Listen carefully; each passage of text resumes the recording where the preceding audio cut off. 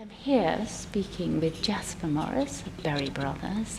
Jasper, can you tell me a little bit about the market for Burgundy over the last 15 years? Well, it's evolved because I've first got really interested in Burgundy longer ago than that, around 35 years ago. And for the first 20 years of my career, I was desperately trying to persuade people to enjoy Burgundy and to rate it where it should be rated and not just be Bordeaux drinkers and so on.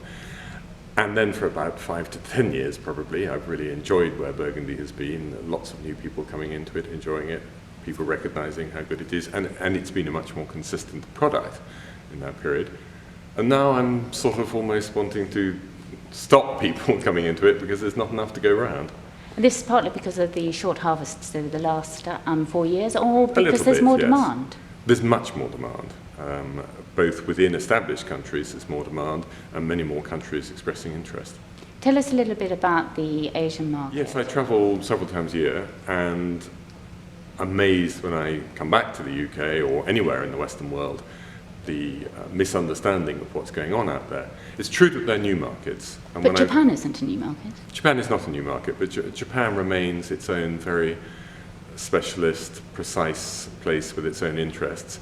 It doesn't particularly grow out into other areas where if you get Chinese collectors and this collectors and that collectors. Japan is amazing. It's actually, even that is quite recent. The real burst in interest in wine is very much last 20 years of the previous century and then this century.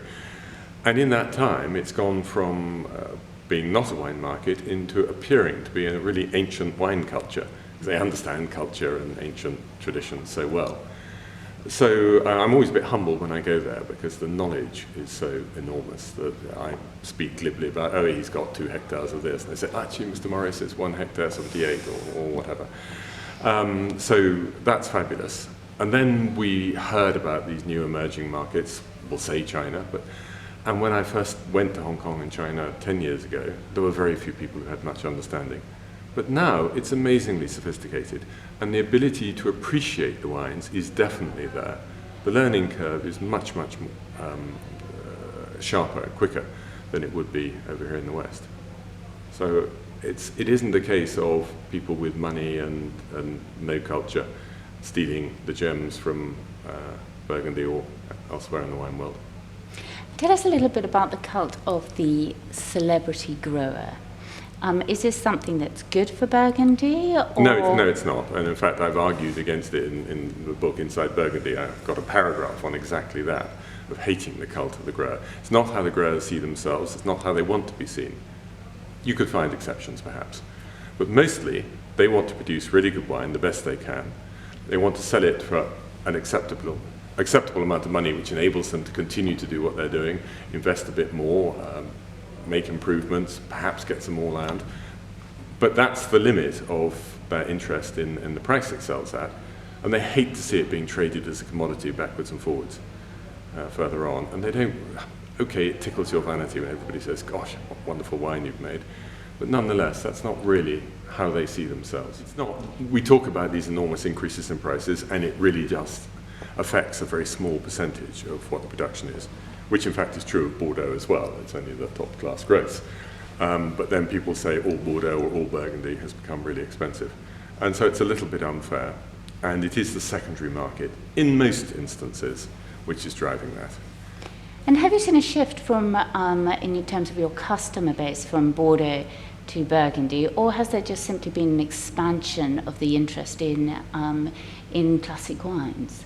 Both. I mean, globally, an expansion of interest in classic wines, but hugely a move towards Burgundy. So many people say, oh, I always used to buy Bordeaux, but now it's only Burgundy, and I don't know what I'm going to do with the Bordeaux in my cellar. And I say, I'll come and drink it for you, because I love those wines as well as Burgundy. But Burgundy, too, ages, doesn't it? Oh, amazingly well. No question about it. Absolutely.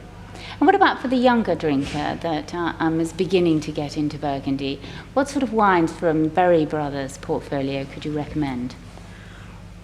I suppose it depends on what disposable income, because your age isn't necessarily defining. Should we say a modest income? But let's say a modest income. Well, the best way into the beauties of Burgundy are to buy the generic Bourgognes, Bourgogne Rouge, Bourgogne Blanc, from the top producers. because you're getting their care and attention. They run everything the same way, it's the same touch, it's a similar yield, a little bit more. Occasionally, if there's a time decision and you've got to rush in and pick something, you're going to make the right choice for your Grand Cru and not your Bourgogne. But apart from a couple of details, it's the same care and attention in the wine, and you're getting it for a thoroughly affordable price. What was it that made you so interested? It's two or three things. Largely, when I started my own business back in 1981, and I was touring around all the wine regions of France, and when I came to Burgundy, I found something quite different in their philosophy. So in Bordeaux, they wanted to sell me wine.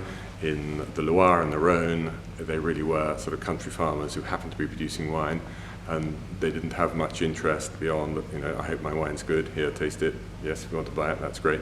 But in Burgundy, there was this bounding passion and exuberance and enthusiasm, and they just wanted to talk all the time about this and that, and this vineyard here is different, and come and see this, and I just got completely caught up in it, and was very fortunate to meet Becky Wasserman, who has really driven so many people onwards and upwards, both out here in either merchants or journalists, but also producers as well.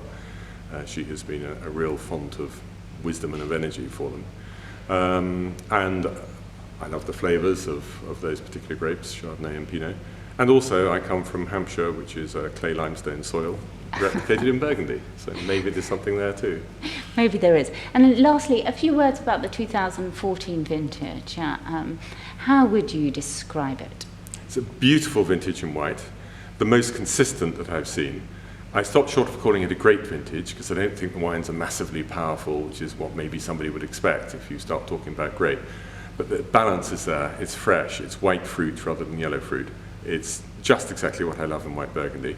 The red is a lovely vintage. It doesn't have the concentration of the truly magnificent years to sell it for forever. But it is a lot better than many recent vintages, which are nice drinking years like 07, 08, 11. 14 is a big cut above those. And we're here today for a tasting, and lots of people will be coming on and trying them out and finding out for themselves. Thank you very much. Thank you, Sarah.